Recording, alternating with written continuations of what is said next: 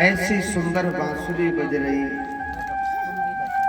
हर गोपी ये समझती थी, हर गोपी यही समझती, जब कृष्ण की बांसुरी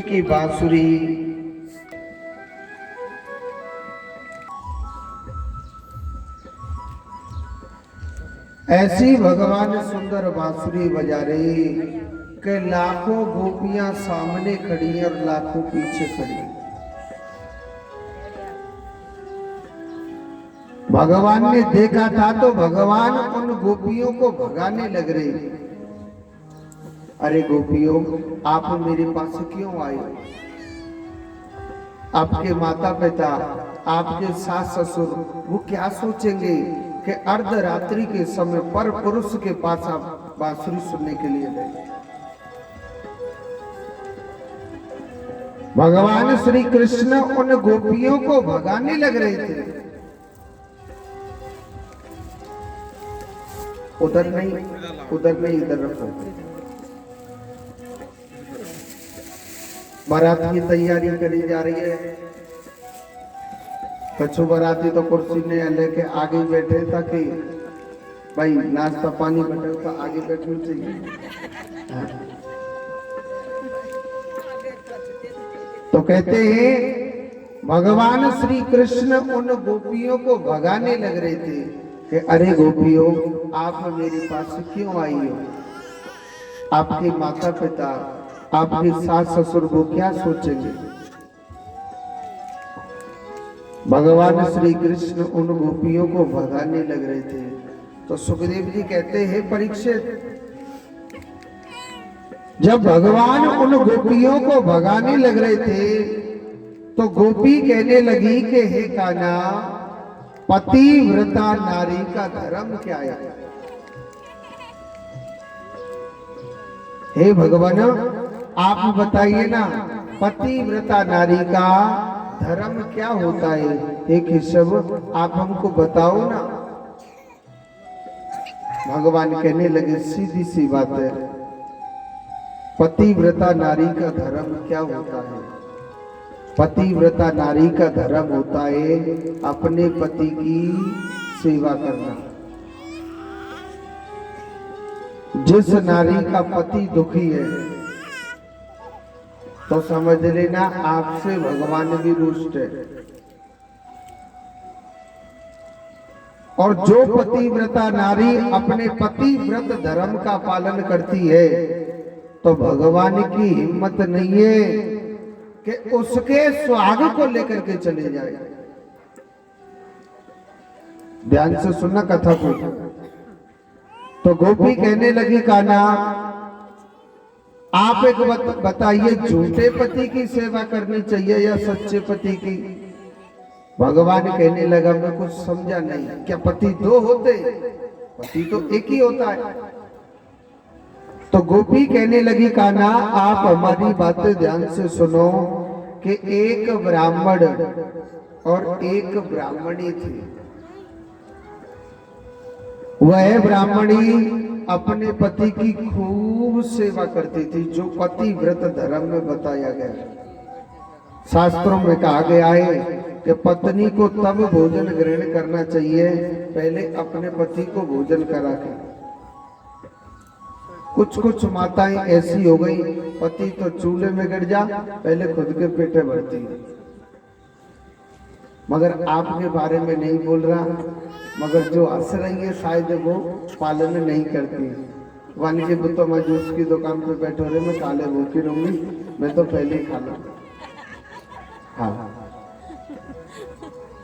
मगर ध्यान से सुनना, ये भी शब्द क्या बोलता है? पतिव्रता नारी, वह ब्राह्मणी अपने पतिव्रत धर्म का पालन किया करती थी। समय बीतता गया। पंडित जी को घर में रहते रहते काफी समय हो गया। अब पंडित जी सोचने लगे कि कुछ कमाने को जाना चाहिए, भाई घर में पड़े पड़े क्या करें। तो पंडित जी कमाने के लिए तैयार हो गए थे, परदेश जाने के लिए तैयार हो गए। तो वह ब्राह्मणी कहने लगी, महाराज आप कहाँ जाने लग रहे हो? तो ब्राह्मण कहने लगा कि हमको परदेश कमाने के लिए जाना चाहिए। तो गोपी कहने लगी, कान्हा आप एक बात बताओ, किसी नारी का पति परदेश कमाता है तो वो अपने पति व्रत धर्म का कैसे पालन करे? आप कहते हैं कि पति को भोजन करके भोजन करना चाहिए, पति स्नान करता है तब नारी को स्नान करना चाहिए। तो महाराज, अगर किसी नारी का पति परदेश कमाने के लिए चले जाता है तो वह नारी अपने पति व्रत धर्म का कैसे पालन करती है?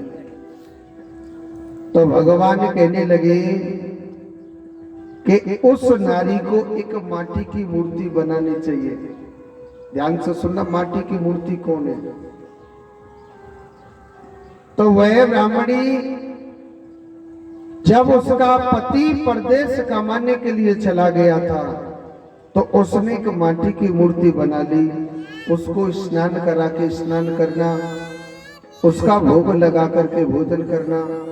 वह ब्राह्मणी अपने पति व्रत धर्म का ऐसे पालन किया करती थी।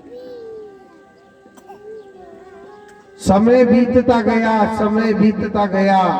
एक दिन ऐसा होता है कि वह ब्राह्मणी उस माटी की मूर्ति का भोग लगा रही थी। किसका भोग लगा रही? माटी की मूर्ति का। और असली पति परदेश से कमा के आ गया और दरवाजा खटखटाने लग रहा है कि दरवाजा खोलो। कहते हैं कि हर नारी को अपने पति की आज्ञा का पालन करना चाहिए। एक बार सती माता ने नहीं किया, उसका विनाश हुआ था कि नहीं हुआ? अब ब्राह्मण दरवाजा खटखटाने लग रहा है और वह ब्राह्मणी उस समय माटी की मूर्ति का भोग लगा रही। अगर भोग लगाना छोड़े तो बीच में अगर खड़ी हो जाए तो उसका पति व्रत धर्म नष्ट हो रहा है। इधर असली पति दरवाजा खटखटाने लग रहा है, अगर उसकी आज्ञा का पालन न करे तो भी उसका पति व्रत धर्म नष्ट हो रहा है। गोपी कहने लगी, कान्हा वह ब्राह्मणी बड़े धर्म संकट में पड़ गई थी। अब बताओ उस नारी को क्या करना चाहिए? भगवान कहने लगे, जब असली पति दरवाजे पर आ गया तो उस माटी की मूर्ति को छोड़ करके दरवाजा खोल देना चाहिए। गोपी कहने लगी, कन्हैया अच्छा हुआ ना जो आपने ही इंसाफ कर दिया। हे गोविंद, हम तुम सब माटी की ही मूर्ति है। हे कृष्ण, जब आप हमारे सामने आ गए तो इन माटी की मूर्तियों को छोड़ करके गोविंद हमने आपका आश्रय लिया है। पति किसे कहते हैं? वरमाला पहना दे उसी का नाम पति नहीं है। गले में वरमाला पहना दे या मंगल सूत्र बांध दे, इसका नाम पति नहीं है। पति कहा जाता है जो अपने परिवार का पालन पोषण करता है, उसे पति कहा जाता है। और भगवान श्री कृष्ण तो संसार का पालन पोषण करते हैं। वो नारी का ही नहीं, हम तुम सबका वो पति है। भगवान श्री कृष्ण को त्रिलोकपति क्यों कहा जाता है? वो तीनों लोगों का भगवान पालन पोषण कर रहा है। मेरा कन्हैया तीनों लोगों का मेरा गोविंद पालन पोषण करने लग रहा है, इसलिए भगवान को त्रिलोकपति कहा जाता है। गोपी कहने लगे, हे माधव, हमारे प्राण धन तन मन कृष्ण सब कुछ आप ही हो। केशव, हम आपके बगैर कैसे जिएंगे? हे माधव, आप हमको मत त्यागिए, कृष्ण हम आपके बगैर नहीं जिएंगे। यानी गोपियों ने मेरे कृष्ण को प्रेम के बंधन में बांध दिया था। मैंने आपको कल बताया, आप भगवान को बांधना चाहते हो, अगर अपने वश में करना चाहते हो, अपने पास बुलाना चाहते हो, वो क्रोध से नहीं आएगा, मेरा कृष्ण तो ऐसा है, वो प्रेम के बंधन में पल भर में भगवान बंध जाते हैं। ऐसी मधुर बांसुरी बजाई, हर गोपी भगवान ने ना अनन्य रूप बना लिए मेरे प्रभु ने। भगवान ने 6 महीने की ये रात बना दी थी, जिसको कहते हैं महाराज। तीनों लोगों तक इस बांसुरी की आवाज गूंज रही है। स्वयं भोलेनाथ सोचने लगे, भैया हमारो लाला कन्हैया इतनी सुंदर बांसुरी बजावे, हमको भी जाना चाहिए ना। पार्वती माता मना करने लगे, महाराज आप नहीं जा सकते हो। क्यों? क्योंकि महाराज वहां सिर्फ लेडीज ही अलाउ, जेंट्स नहीं। भोले बाबा ने बताओ क्या करो। भोले बाबा एक लेडीज साड़ी पहन करके, एक चुनरी डाल करके भोलेनाथ सर पर, और कहा ब्रज की गोपी बन करके जा रहे हैं। एक भजन में कहिए क्या, और एक बिना भोले भंडारी और बन करके ब्रज नारी वृंदावन आ गए हैं। हाजी वृंदावन आ गए। और एक बिना भोले भंडारी बन करके ब्रज नारी गोकुल में आ गए हैं। हाजी वृंदावन आ गए। हरि बोल। और पति की मन के हारे, ना माने सपुरारी वृंदावन आ गए हैं।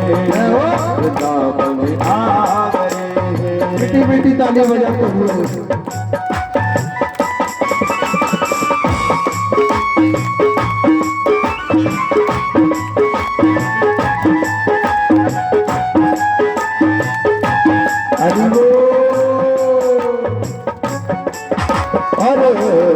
पार्वती से बोले, मैं भी चलूंगा तेरे साथ में, तेरे साथ में।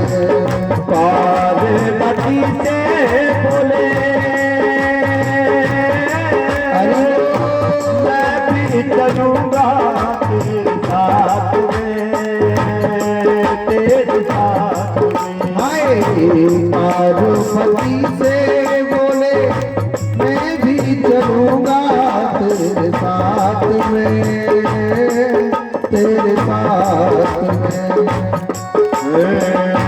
पार्वती से बोले, बहुत बढ़िया। मैं भी चलूंगा तेरे साथ में, तेरे साथ में। ओ राधा संग श्याम नाचे, मैं भी नचूंगा तेरे साथ में, तेरे साथ में। राधा संग श्याम नाचे, मैं भी नचूंगा तेरे साथ में, तेरे साथ में। हो रास रचेगा जग में भारे, हमें दिखा दो प्यारे वृंदावन आ गए। हाजी वृंदावन आ गए। हरि बोल। ताली बजाओ, नचते हुए बच्चे बैठे।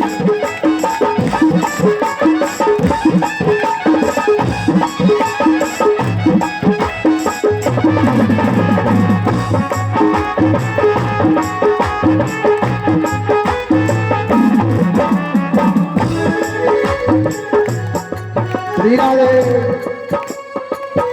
ओ मेरे भोले स्वामी, कैसे ले जाऊं अपने साथ में, अपने साथ में। ओए मेरे भोले स्वामी, कैसे ले जाऊं तुम साथ में, तुम साथ में।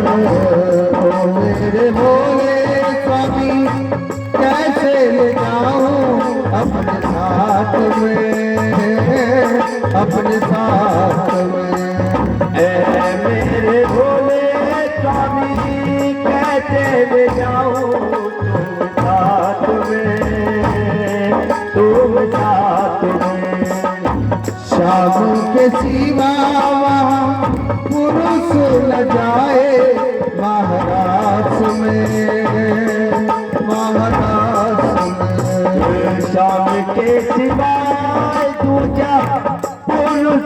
जावे उस रात में, उस रात में। हंसी करेगी मुझकी नारी, हंसी करेगी मुझकी नारी, मानो बात हमारे काबल आ गए, हाजी काबल आ गए। एक दुनिया जीवन जाने मन के मुझकी नारी तुम आ गए, हाजी कुल में आ गए। हरी जवानी भैया जरा तुम्हें जवाई जानी जानी भैया कभी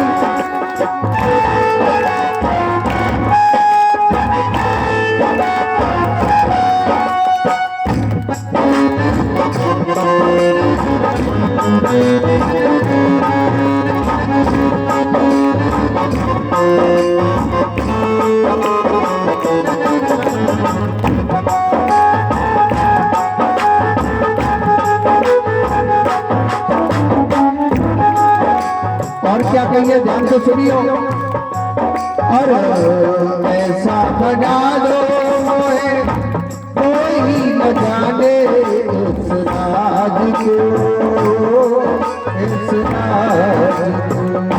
ऐसा बना दो मुझे कोई न जाने इस राज को, इस राज कहते ऐसा बना दो मुझे कोई न जाने इस राज को, इस राज को। ऐसा बना दो मुझे कोई न जाने इस राज को, इस राज को। हाय मैं हूँ सहेली तेरी कैसा बताना ब्रजराज को, ब्रजराज को। मैं हूँ सहेली तेरी कैसा बताना ब्रजराज को, ब्रजराज को। और बनात जूड़ा पहन के साड़ी, बनात जूड़ा पहन के साड़ी, चांद चले मतवारी वृंदावन आ गए, वृंदावन आ गए। एक बना भोले बंगाले बन के जजती आगे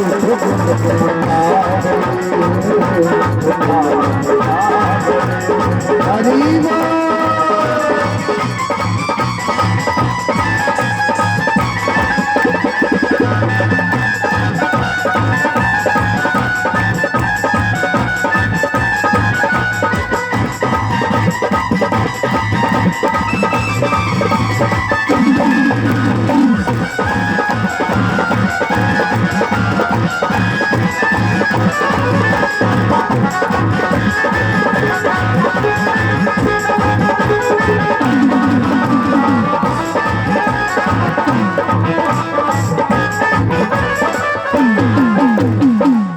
और क्या कहने लगी सती माता सोचने लगी। हंसते सती ने कहा बलिहारी जाऊं इस रूप पे, इस रूप पे। हंसते सखी ने कहा बलिहारी जाऊं इस रूप पे, इस रूप पे। एक दिन तुम्हारे लिए आए मुरारी इस रूप में, इस रूप में। एक दिन तुम्हारे लिए आए मुरारी इस रूप में, इस रूप में। और दुल्हन रूप बनाए मुरारी, रूप बनाए मुरारी। अब है बारी तुम्हारी आ गई, आज वृंदावन आ गए। बंगारे बन के बजती नारी मुकुल में आ गई, आज वृंदावन आ गए। आए वृंदावन आ गए, आज वृंदावन वृंदावन।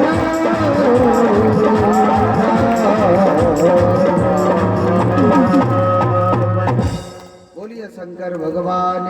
जय हो।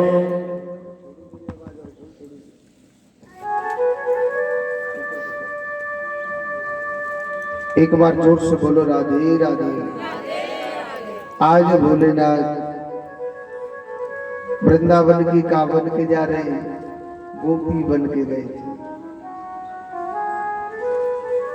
वृंदावन धाम बड़ा सौंदर्य, बड़ा निराला धाम है वृंदावन। भगवान भोलेनाथ गोपी बन करके गए थे। गोपियों के भगवान प्राण धन तन मन सब कुछ केवल कृष्ण बन गया। सुखदेव जी कहते हैं परीक्षित, आज भगवान की बड़ी दिव्य अलौकिक लीला। आगे की कथा बड़ी सुंदर आती है। राजा कंस सोचने लगा, मैंने अपने जिस दूत को भेजा, कन्हैया ने सबको मार दिया, उसके पास ऐसा कौन सा अस्त्र शस्त्र है जो मेरे हर दूत को मार देता है। अब की बार पता है किसे भेज रहा है? अक्रूर जी महाराज। आप जाओ, मैया जसोदा के पुत्र कृष्ण बलराम को यहां लेकर के आओ और हम उनको मार देंगे। और एक बात बोलो, भगवान के भक्त होते हैं ना, वो कभी सोचते नहीं। जो करेगा कृष्ण अच्छा ही करेगा, क्योंकि भगवान के भक्त कभी सोचते नहीं है। अक्रूर जी महाराज राजा कंस की आज्ञा मान करके सीधा कहां जा रहा है? मेरे गोविंद के पास जाने लग रहा है। वृंदावन में पहुंचे। सबसे पहले वृंदावन में क्या किया? देखो एक छोटी सी बात बताता हूं। वृंदावन कोई धाम नहीं है, वृंदावन भगवान श्री कृष्ण का घर है। वृंदावन हर किसी के नसीब में नहीं है। जो वृंदावन जाता है ना, चाहे एक बार चला जाए, वो बड़ा किस्मत वाला होता है। और वृंदावन किस लिए लोग जाते हैं पता? कोई कहता है हम ना बांके बिहारी के दर्शन करने जाते हैं। क्यों? काहुआ मेले का सचमुच को बांके बिहारी किसी को सचमुच का मिल गया क्या? कहते ना वो से ठाकुर जी के दर्शन करने जा रहे, किसी को ठाकुर जी वृंदावन में मिल गया क्या? कहते नहीं नहीं, हमने तो मूर्ति के दर्शन करे। क्यों? मूर्ति के दर्शन क्या नीम के थाना में नहीं होते हैं क्या? फिर भी लोग वृंदावन जाते। वृंदावन जो जाता है, जाने वृंदावन की माटी अपने माथे पर नहीं डाली, उसे वृंदावन जाने का कोई भी फल नहीं मिलता है। वृंदावन की माटी इतनी पवित्र बताई गई है। ब्रज रज जो भगवान श्री कृष्ण तीनों लोकों का मालिक, उसने उस माटी का भोग लगाया था। लगाया कि नहीं लगाया? भगवान ने माटी खाई कि ना खाई? वो कितनी पवित्र माटी होगी। देखो वृंदावन में ऐसे ऐसे संत वास करते हैं जो मेरे गोविंद से डायरेक्ट बातें करते हैं, मेरे कृष्ण को खाना खिलाते हैं, मगर उन संतों को पड़ोसी तक नहीं जानता। ऐसे संत नहीं है वो कि ताली बजा दी तो कबूतर बन गया, या ताली बजा दी तो हाथी बन गया, या पानी लेकर के आ रहे तो वो घी बन जाता है। ये साधु की नहीं, ये पाखंडी की पहचान होती है। ये साधु की नहीं, ये पाखंडी की पहचान होती है। वृंदावन में ऐसे ऐसे संत वास करते हैं जो मेरे गोविंद से डायरेक्ट बातें करते हैं, मेरे कान्हा के साथ में भोजन करते हैं, कान्हा को सामने बिठाते हैं, मगर उन संतों को पड़ोसी तक नहीं जानता है। उन संतों को पड़ोसी तक नहीं जानता है, क्योंकि वो दुनिया को जनाने के लिए नहीं आए कि हम कितने बड़े ऋषि हैं या हम कितने बड़े संत हैं। वो दुनिया को जनाने के लिए नहीं आए। उन्हें तो केवल केवल मेरे कृष्ण से प्रेम है, कृष्ण से मतलब है।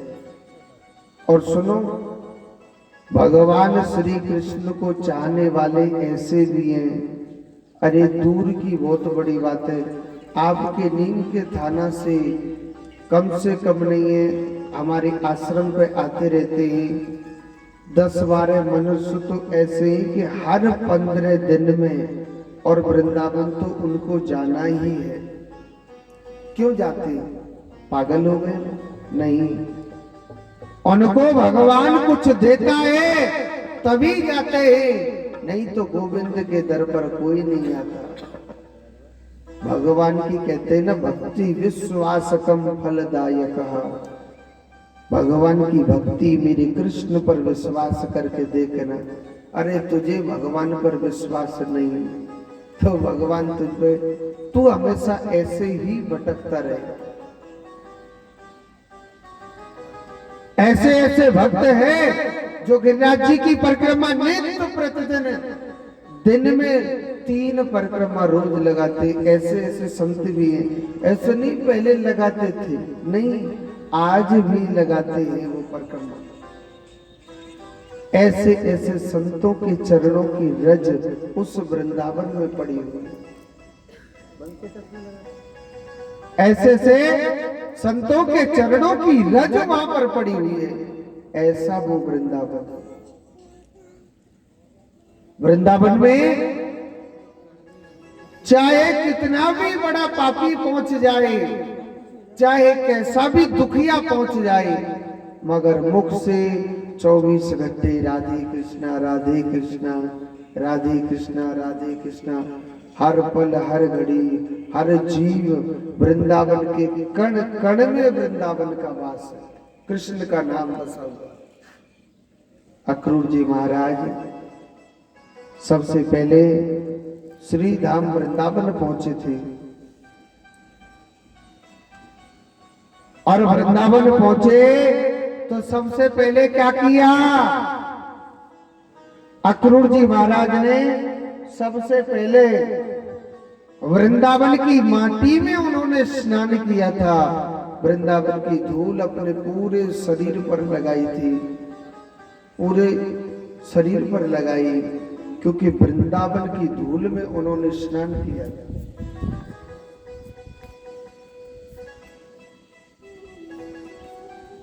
वृंदावन की धूल में उन्होंने स्नान किया था, पूरे बदन पर लगाई थी, क्योंकि वृंदावन की माटी बड़ी पवित्र बताई गई। और जो वृंदावन जाता है, जिसने ब्रज की माटी अपने शरीर पर या ब्रज की माटी अपने माथे पर नहीं डाली, वृंदावन जाने का कोई भी फल नहीं मिलता है। आपने देखा होगा कृष्ण भक्त होते हैं, इस्कॉन से भी जुड़े हुए हैं, बहुत भक्त जुड़े हुए हैं, उनके माथे पर काला काला ऐसे टीका लगा रहता है, मिट्टी के जैसा। वो पता है क्या लगा रहता है? वो ब्रज की कीचड़ है, वो ब्रज की माटी का टीका लगाते हैं। वृंदावन की माटी बड़ी पवित्र बताई गई, क्योंकि उस माटी को भगवान ने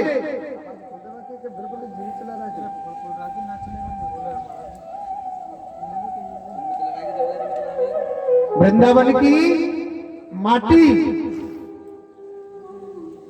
इतनी पवित्र बताई गई है, तो अक्रूर जी महाराज ने उस ब्रज की माटी में, उस ब्रज की धूल में उन्होंने स्नान किया था। भगवान श्री कृष्ण बड़े भाव से, बड़े प्रेम से भगवान श्री कृष्ण के दर्शन किए थे।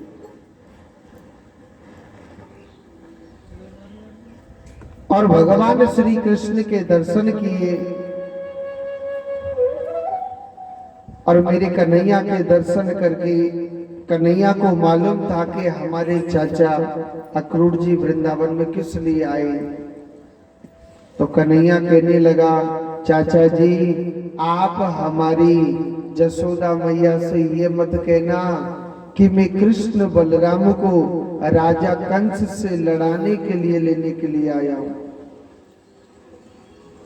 हमारी मैया से झूठ बोलना,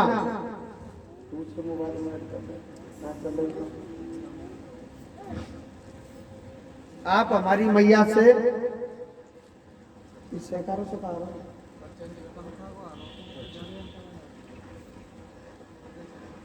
तो उन्होंने कहा कि आप हमारी मैया से ये मत कहना कि वहां पर ना राजा कंस से लड़वाने के लिए आपके बेटा को लेने के लिए आया हूं। आप हमारी मैया से कहना कि वहां पर ब्रज में मथुरा में एक बहुत बड़ा मेला लग रहा है, मैं आपके पुत्र कृष्ण बलराम को लेने के लिए आया हूं। ये मत कहना आप। उन्होंने कहा ठीक है प्रभु, जैसे आप कहते हो। तो आप जानते कोई घर में नाते रिश्तेदार आता है, खूब सेवा करते कि नहीं करते? कोई भी घर में नाते रिश्तेदार आता है तो बड़ी सेवा करते। अक्रूर जी महाराज की खूब सेवा करी। अक्रूर जी से पूछने लगे, आप यहाँ पर कैसे आए? नंद बाबा पूछ रहा था, आप यहाँ पर कैसे आए, आपका कैसे यहाँ पर आगमन हुआ है? तो उन्होंने बड़े भाव से कहने लगे कि मथुरा में एक बहुत बड़ो मेलो लग रहा है और मैं आपके पुत्र कृष्ण बलराम को लेने के लिए आया हूं। नंद बाबा को पता चला कि मेरे पुत्र को लेने के लिए आए। नंद बाबा ने मना कर दिया कि मैं अपने पुत्र कृष्ण को नहीं भेजूंगा, मैं अपने पुत्र कृष्ण को नहीं भेजूंगा, मना कर दिया था।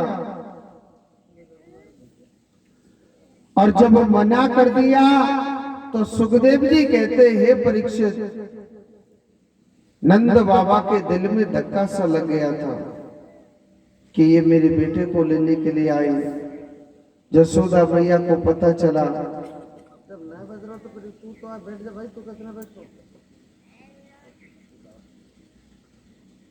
जब उनको पता चला कि मैया जसोदा को कि मेरे पुत्र को लेने के लिए आया है, तो मैया जसोदा के दिल में धक्का सा लग गया था। जसोदा मैया लड़ने लग जाती है और जसोदा मैया मना करने लग गई कि मैं अपने पुत्र को नहीं भेजूंगी, चाहे कुछ भी क्यों ना हो जाए। भगवान श्री कृष्ण अपनी जसोदा मैया के चरणों में गिर गए और अपनी जसोदा मैया से भगवान कहने लगे, मैया मैंने तेरी सब बात मानी, मैया मैंने तेरी सब बात मानी। मैया तेने कही कन्हैया तोए जमुना पे गैया नहीं चरानी, मैंने मैया नहीं चराई थी। तेने मुझे कही काना तो माखन की चोरी नहीं करनी, मैया मैंने कुछ भी नहीं किया। जसोदा मैया मैं तेरे हाथ जोड़ में लग रहा हूं, मैया वो एक बार मथुरा को भेज देना। मैया मैं कल के दिन जाऊंगा, परसों के दिन ना पक्को वापस आ जाऊंगा। नंद बाबा कहने लगा, अरे जसोदा तू किस कान्हा के लिए पागल हो रही है? ये कान्हा हमारा बेटा नहीं है, कृष्ण हमारा बेटा नहीं है। जसोदा किस कान्हा के लिए पागल हो रही है? और जिसे हम बेटा समझते थे ना, ये कृष्ण बेटा नहीं है, ये स्वयं भगवान है।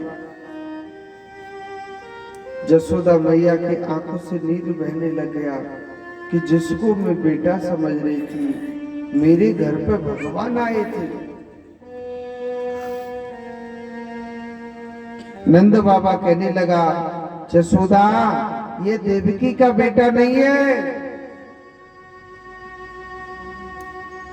कृष्ण देवकी का बेटा नहीं है।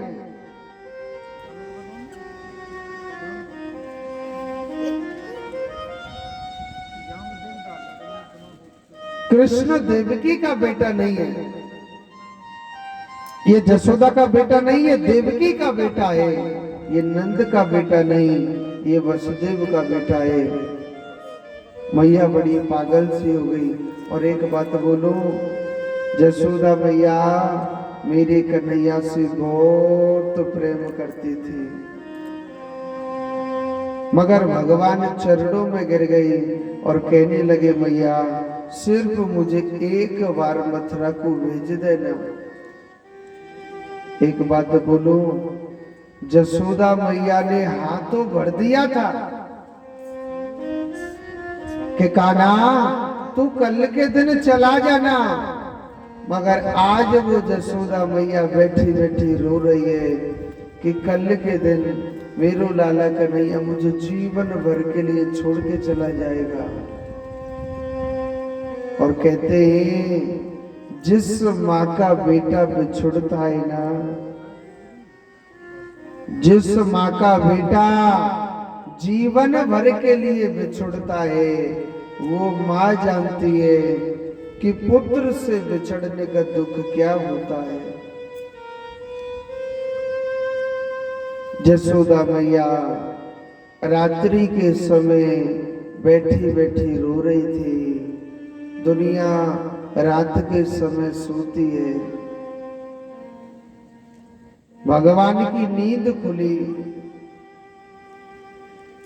और भगवान श्री कृष्ण अपनी जसोदा मैया के पास गए और भगवान कहने लगे, जसोदा मैया तू काहे को रो रही है? जसोदा मैया कहने लगे, कान्हा तू मेरी दिल की पीड़ा क्या समझेगा? कन्हैया तुझे तो तेरी माँ मिल जाएगी, देवकी माँ मिलेगी। कान्हा इस ग्वालिन को क्या मिलेगा? कुछ नहीं मिलेगा। कान्हा मैं तुझसे इतना प्रेम करती हूँ, कान्हा मैं तेरे बगैर एक पल भी नहीं जी सकती हूँ। मैया बड़ी मेरे कातर होकर के रो रही थी। भगवान झूठ बोल रहे थे, मैया से झूठ बोल रहे। जसोदा मैया मैं तेरे पास ना परसों के दिन ना पक्को वापस आ जाऊंगा। मैया बड़ी सुंदर बात कहती है कि पत्ता टूटो डाल से और ले गई पवन उड़ा, अब के बिछड़े कब मिले, दूर पड़ेंगे जा। हे गोपाल, जिस वृक्ष पर पत्ता लगा हुआ होता है ना, जब टूट करके नीचे गिर जाता है वो कभी नहीं जुड़ता है, और उसको भी हवा उड़ा के ले जाती है। कान्हा कृष्ण तू मेरा बेटा नहीं है। और कान्हा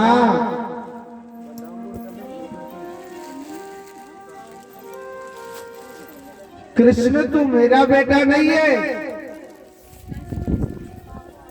और जब कन्हैया तू मेरा बेटा नहीं है,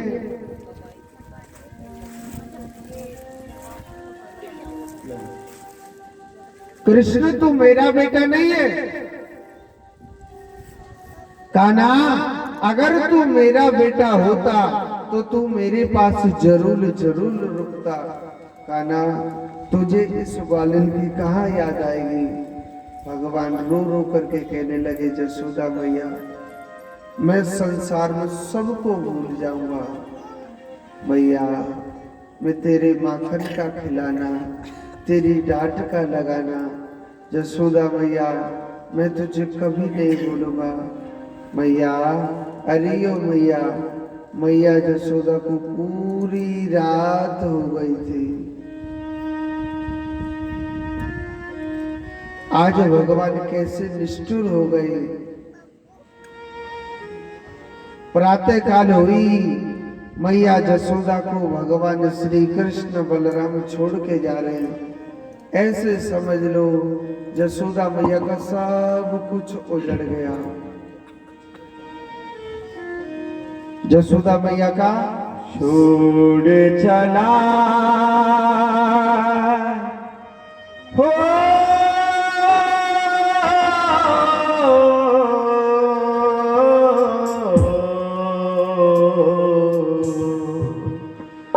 छोड़ चला, छोड़ चला, हम किसी के सहारे। छोड़ चला हमें किसी के सहारे।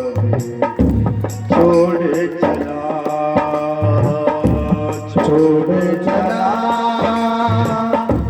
छोड़ चला हमें किसके सहारे। छोड़ चला हमें किसी के सहारे। छोड़ चला हमें किसी के सहारे। छोड़ चला।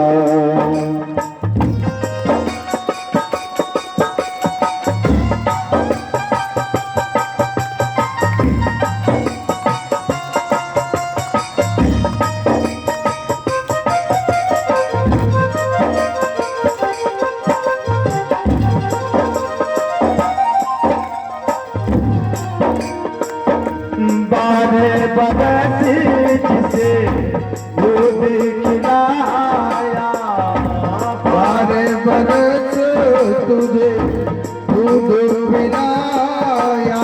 11 बरस जिसे दूध खिलाया। 12 बरस जिसे दूध पिलाया। आज हुआ वो पल में पराया।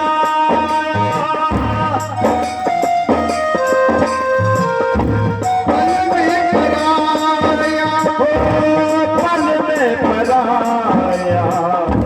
तोड़ चला, तोड़ चला अपनी मैया से लेता। तोड़ चला अपनी मैया से लेता। तोड़ चला।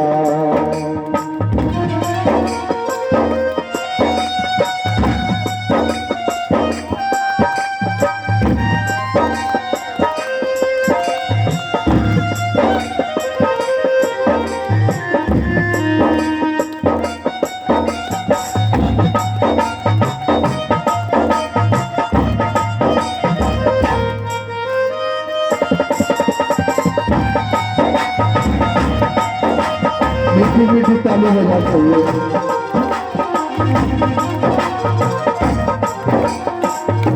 बिछुड़ गया मेरे दिल का टुकड़ा। बिछुड़ गया मेरे दिल का टुकड़ा। हो ना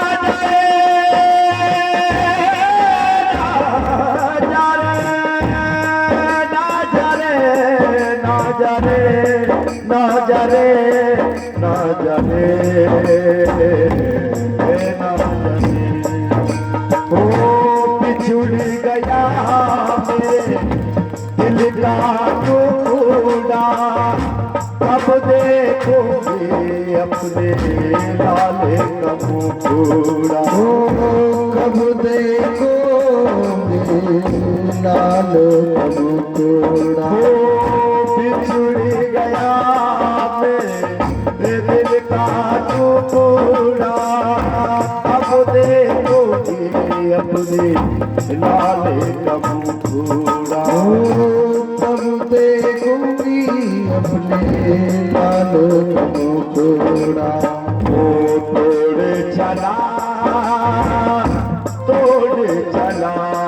आज चले मोरे तोड़ चला आज चले मोरे चला छोड़ चला हमें किसे के साथ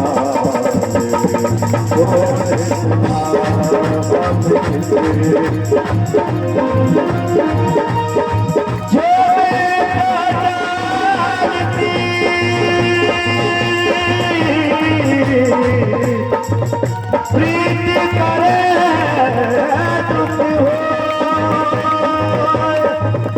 नगरी ढिंडोरा पीर प्रीति न करे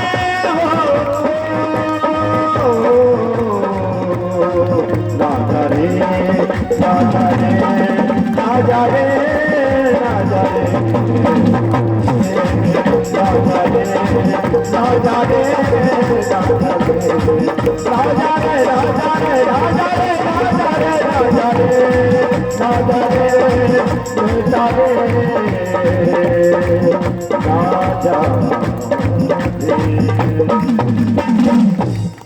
बोलिए गोविंद भगवान की जय। आज भगवान 11 वर्ष 56 दिन के होकर के आज भगवान श्री कृष्ण अपनी मैया को छोड़ के चल दिए।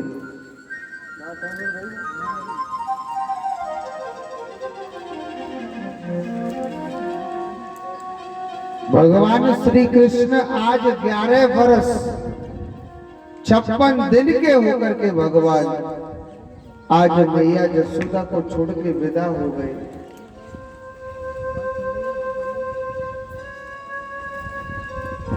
भगवान श्री कृष्ण अपनी मैया को झूठी दिलासा दी कि जसोदा मैया मैं परसों के दिन पक्को वापस आ जाऊंगा।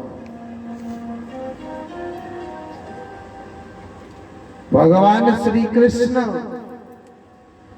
अपनी मैया जसोदा को छोड़ करके चल दिए थे।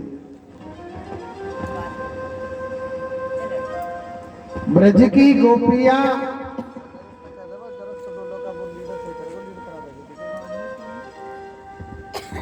ब्रज की गोपियां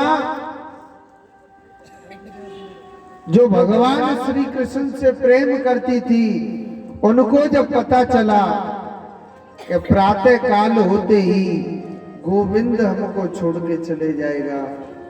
वृंदावन की गोपी मेरे कान्हा से बहुत प्रेम करती थी। उनको पता चला कि हमारे जिगर का टुकड़ा, हमारा सब कुछ कृष्ण हमको छोड़ करके जा रहा है। हम कान्हा के बगैर कैसे जिएंगे, हम गोपाल के बगैर कैसे जिएंगे। सुबह 4 बजे मैया जसोदा के महलों के सामने खड़ी हो गई और आज कृष्ण कैसा निर्दयी हो गया था। आज भगवान कैसा निर्दयी हो गया था। आज मैया जसोदा को छोड़ करके भगवान श्री कृष्ण जा रहे हैं। मैया कहने लगी, अरे कान्हा तेरे हृदय में करुणा नहीं? अरे तू कैसा कन्हैया है रे, तेरे हृदय में करुणा नहीं है?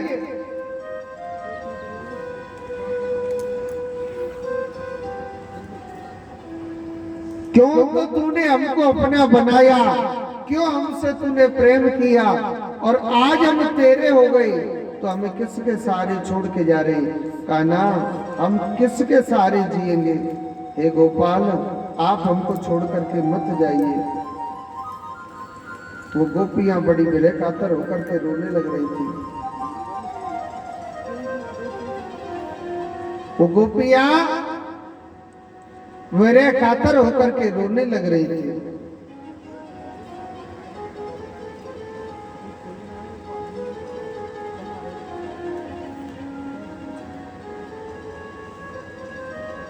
कान्हा, आप हमको क्यों छोड़ करके जा रहे हैं? तो भगवान उन गोपियों को समझाने लग रहे, भगवान श्री कृष्ण कि अरे गोपियों, आप ये मत सोचो कि गोविंद तुम्हें भूल जाएगा। मैं मथुरा जाकर के तुम्हें कभी नहीं भूलूंगा। मैं अपने वृंदावन धाम को, वृंदावन कोई धाम नहीं है, ये मेरा घर है।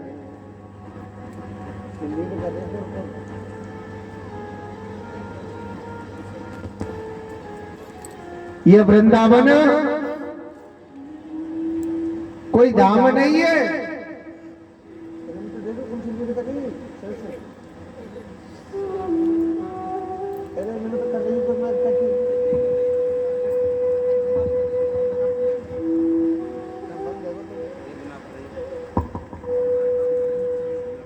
पहली बार देखिए ना दूसरी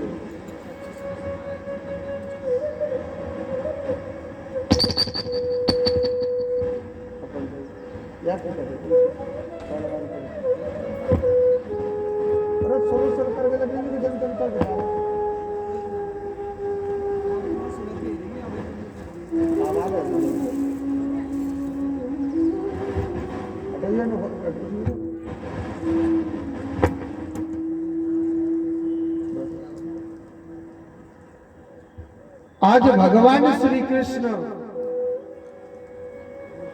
अपनी मैया जसोदा को छोड़ करके, ब्रज की गोपियों को छोड़ करके भगवान सीधे चल दिए थे। गोपियों को भगवान झूठी दिलासा दे रहे थे। अरे गोपियों, ये मत सोचना कि कृष्ण तुम्हें भूलेगा। किशोरी राधा रानी मेरे गोविंद के लिए बड़ी पागल हो रही थी। भगवान ने किशोरी राधा रानी को समझाया। वृंदावन के गाय बछड़े सब जब कृष्ण जा रहा था तो बड़े विरह कातर होकर के रो रहे थे, मगर भगवान ने एक बात कही थी कि हे ब्रजवासियों, ये मत सोचना कि कृष्ण तुम्हें छोड़ के चला जाएगा। ये मत सोचना कि कृष्ण तुम्हें छोड़ के चला जाएगा। मैं जरूर आऊंगा, ये वचन देकर के जा रहा हूं। और भगवान कहने लगे थे कि मैं परसों के दिन पक्को वापस आ जाऊंगा। आज भगवान श्री कृष्ण बलराम 11 वर्ष 56 दिन के भगवान हो गए और अपनी मैया को छोड़ के चल दिए थे। अक्रूर जो सारथी बनकर के रथ चला रहा था, अक्रूर घबरा गया। सोचने लगे कि हे भगवान, मुझे नहीं पता, मुझे नहीं पता ये वृंदावन के लोग इतना प्रेम करते। मुझे नहीं पता था कि वृंदावन के लोग इतना प्रेम करते। कहीं ऐसा ना हो कि इन छोटे छोटे बच्चों को खत्म कर दे। इन छोटे छोटे बच्चों को राजा कंस खत्म न कर दे। तो उन्होंने क्या किया, वही जमुना के किनारे अपने रथ को रोक दिया था। जमुना के किनारे उस रथ को रोक दिया था।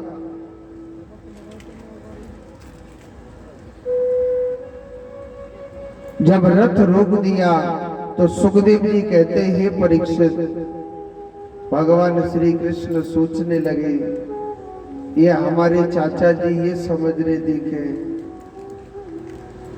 हमारे चाचा जी ये समझ रहे दिखे कि कृष्ण छोटा सा बालक है और राजा कंस इन बच्चों को मार देगा तो पूरे वृंदावन के लोग क्या कहेंगे, अरे अक्रूर तू हमारे वृंदावन में कैसा क्रूर बन करके आया, छोटे छोटे बच्चे कृष्ण बलराम को मरवा दे। अक्रूर कैसा क्रूर बन करके आया था। अक्रूर ने जमुना के किनारे रथ को रोक दिया तो भगवान श्री कृष्ण कहने लगे, चाचा जी आप ऐसा करो, जमुना जल में स्नान करिए, आप जमुना जल में स्नान करिए। तो सुखदेव जी महाराज कहते हैं, परीक्षित जब अक्रूर जी महाराज अपने वस्त्र खोल करके और जमुना जल के अंदर गए, जब पहली डुबकी लगाई, जो छोटा सा बालक कृष्ण जो रथ में बैठा हुआ था ना, जमुना जल के अंदर ऐसा दृश्य देखा। भगवान श्री कृष्ण 1000 फन वाले सांप पर भगवान सोने लग रहे, भगवान सैन करने लग रहे। अक्रूर जी देखने लगे, अरे कृष्ण और वो भी इस जमुना जल के अंदर। जैसे ही जमुना जल से बाहर मुंह निकाला तो वही कृष्ण रथ में बैठा बैठा मुस्कुरा रहा है, और दोबारा जमुना जल में डुबकी लगा के देखा था तो भगवान श्री कृष्ण 1000 फल वाले सांप पर बैठे बैठे बांसुरी बजा रहे थे। अक्रूर जी महाराज समझ गए, ये कृष्ण जो छोटा सा बालक लग रहा है ना, ये छोटा सा बालक नहीं है। ये कृष्ण जो छोटा सा बालक लग रहा है, ये छोटा सा बालक नहीं, ये स्वयं भगवान है, ये परमात्मा है, ये स्वयं परमात्मा है, ये भगवान है। अक्रूर जी महाराज तुरंत अपने वस्त्र पहन करके सीधे चल दिए थे।